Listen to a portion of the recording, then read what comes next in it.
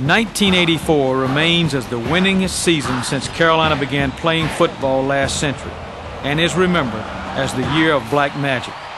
A late razzle-dazzle touchdown preserved victory in the opener over the Citadel.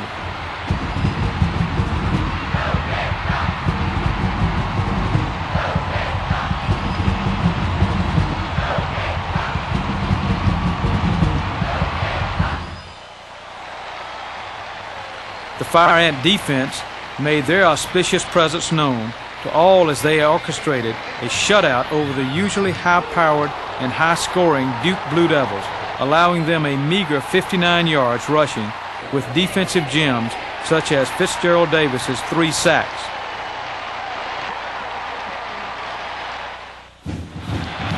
The 12th-ranked Georgia Bulldogs provided this Gamecock team of destiny an opportunity for heroics.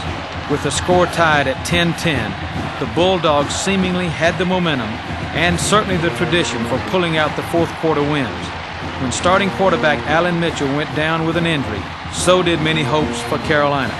But Mike Cole, with only 7 plays of experience under his belt, entered and provided drama heretofore unmatched as he unleashed this electrifying 62-yard bomb to Ira Hillary to set up the go-ahead score. But with less than 9 minutes to play, the rival Bulldogs had ample time. But they ran into a brick wall of Gamecock fortitude that answered the call. The potent Bulldog attack had been subdued, but not the spirits of the Carolina faithful on a wild night in Columbia.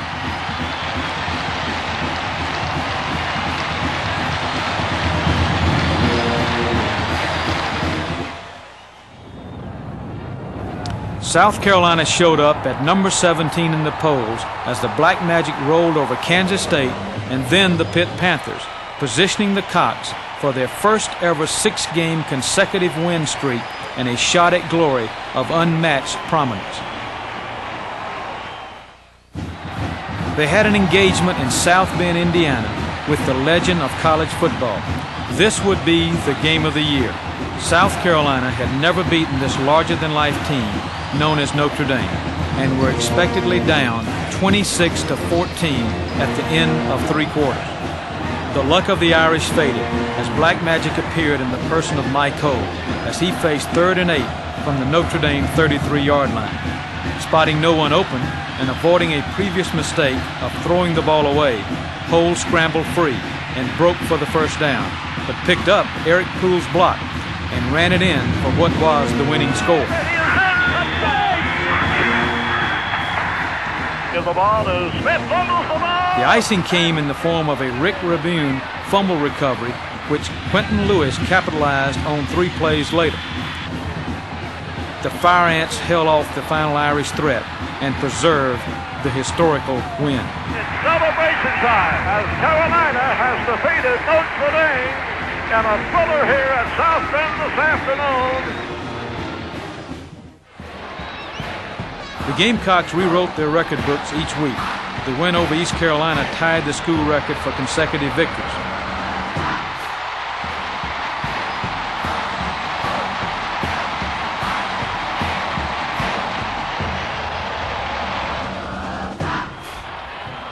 Then they went to 8-0 and earned a number 5 ranking in the win over ACC foe North Carolina State.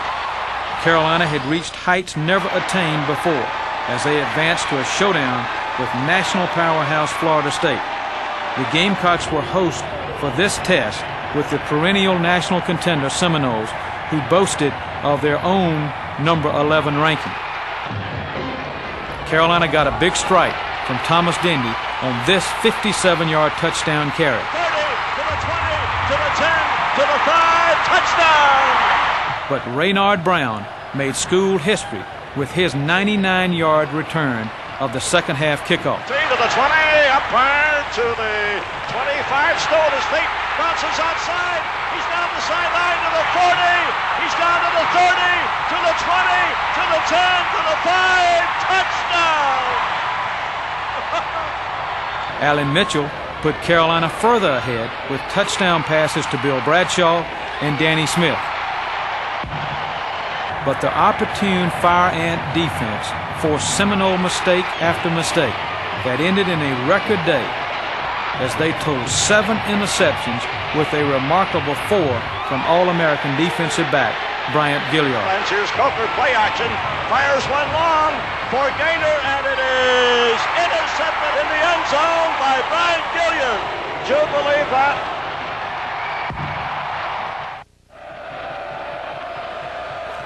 Carolina achieved a number 2 ranking, but were sobered up by an upset defeat at the hands of the Naval Academy.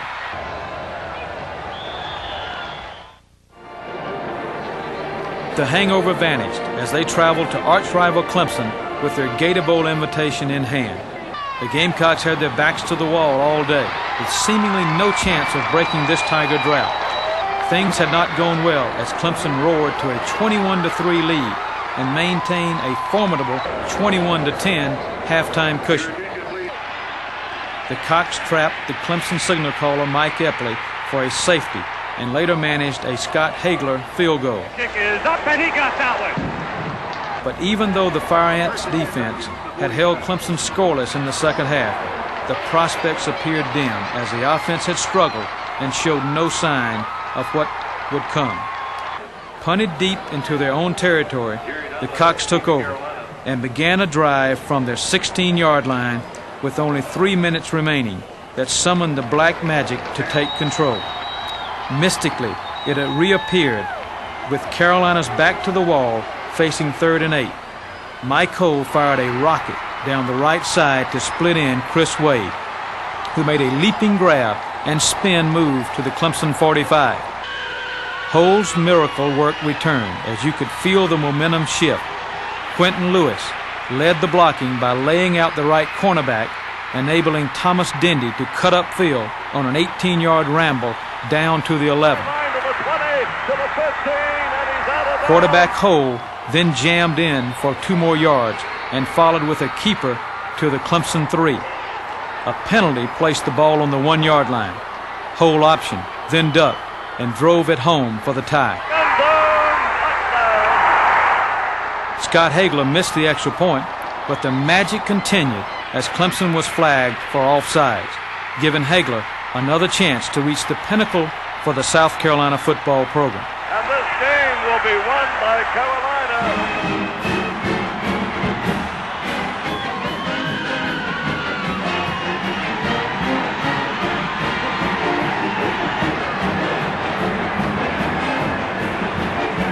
The USC Sports Information Department estimates that an amazing 40 to 50,000 Gamecock supporters traveled to the Gator Bowl and saw their boys come up short. But they had to be happy with an unprecedented 10-win season and a National Coach of the Year award for Joe Morrison.